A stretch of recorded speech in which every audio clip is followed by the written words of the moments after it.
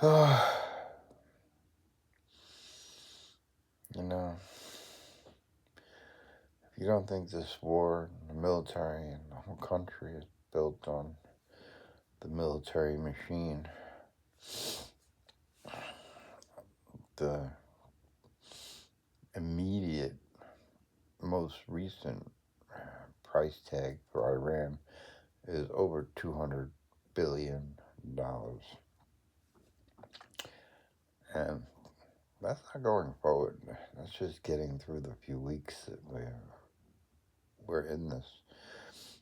Um, Going forward, we're talking trillions, which it'll be, because that's what they do. With a couple of $1 million per Stinger missile,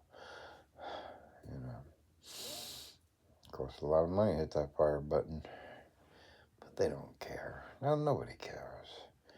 I mean, Mackenzie, Jeff Bezos' wife, ex-wife, who inherited, well, not inherited, but I guess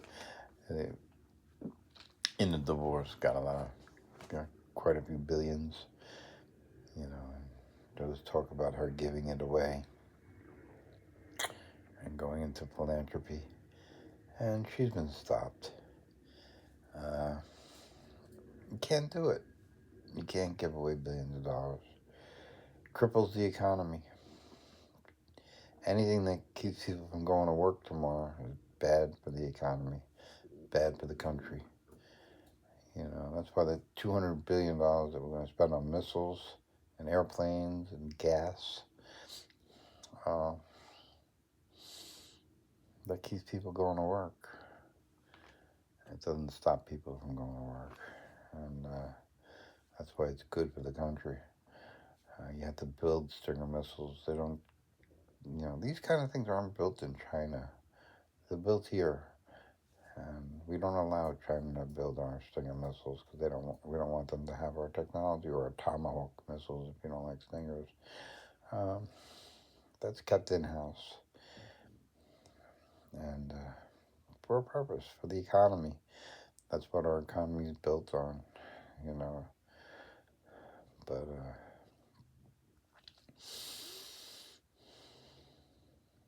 I don't know, maybe $20 billion, and you could solve a lot of the homeless problems.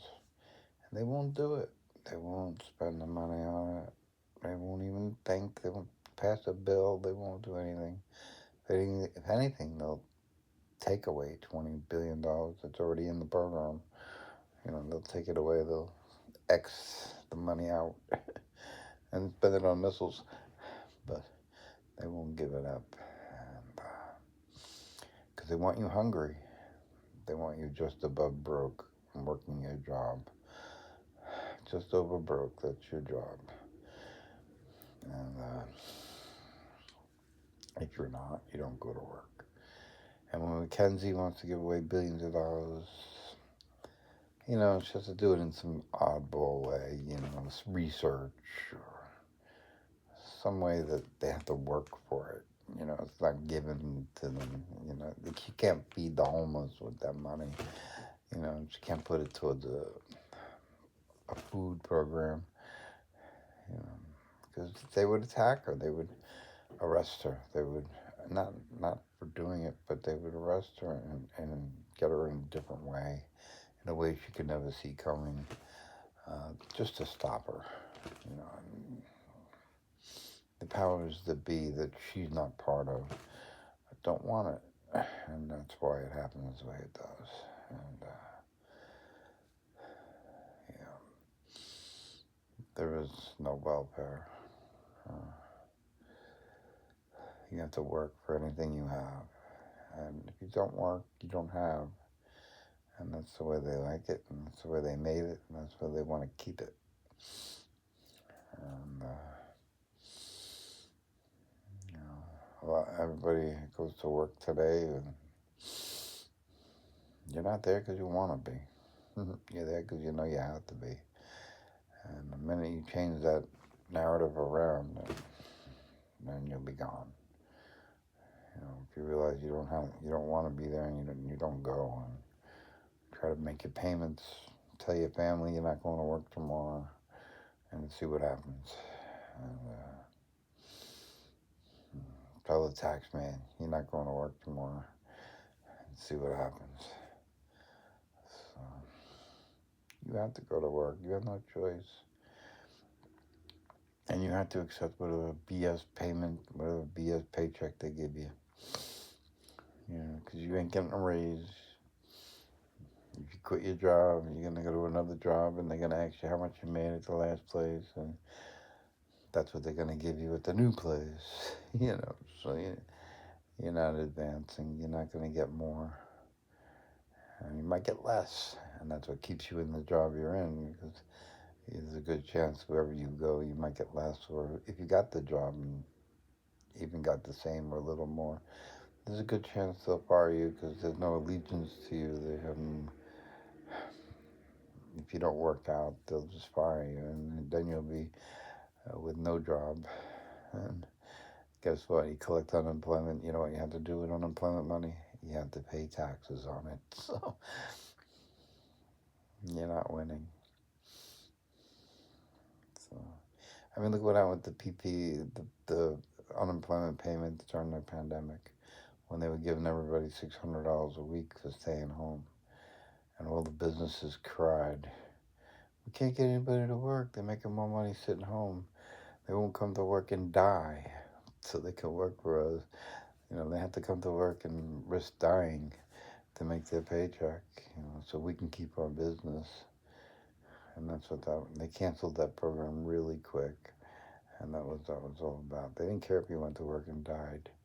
They just cared that you went to work, you know, and you weren't sitting home collecting a paycheck. So they don't care if you die.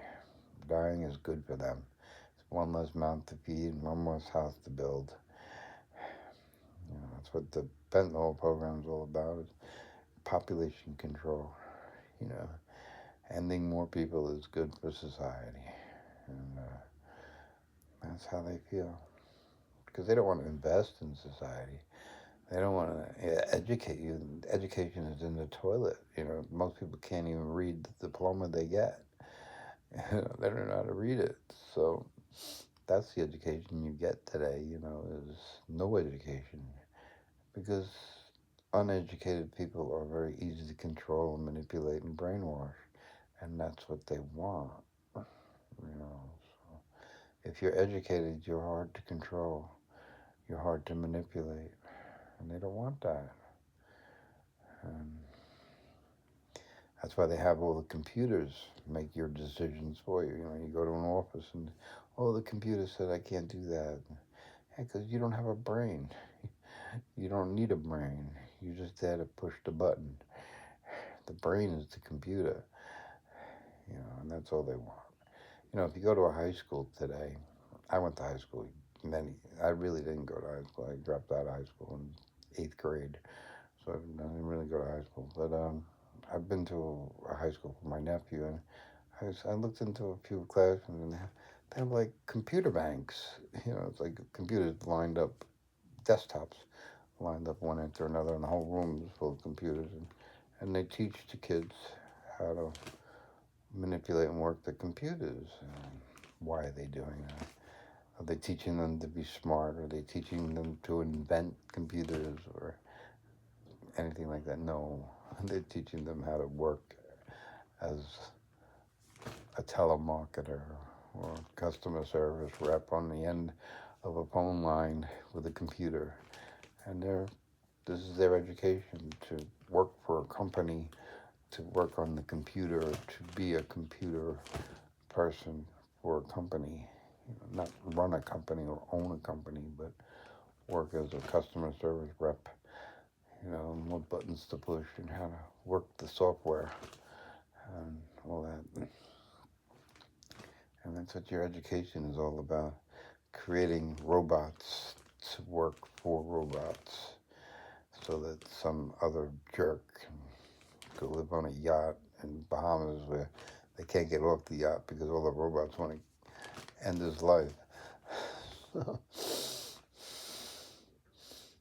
And all the robots want to be on that yacht, but until they get there and they find out it's not so pretty.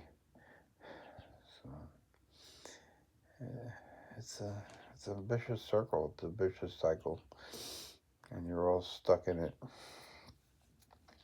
And you make your kids go to school to learn how to work those computers. And if you knew what they were doing, you wouldn't make your kids go to school.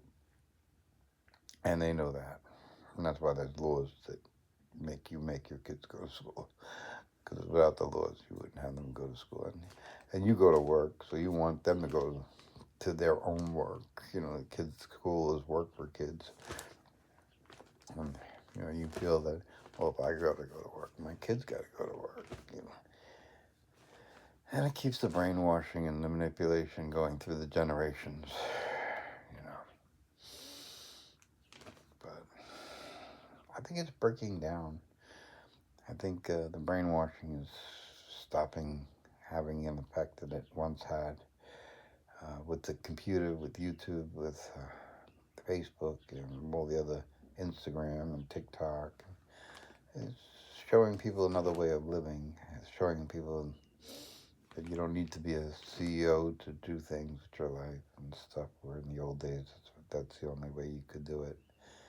And you to be an influencer like me, or an influencer, and do whatever topic you want to cover, and you could be successful at it.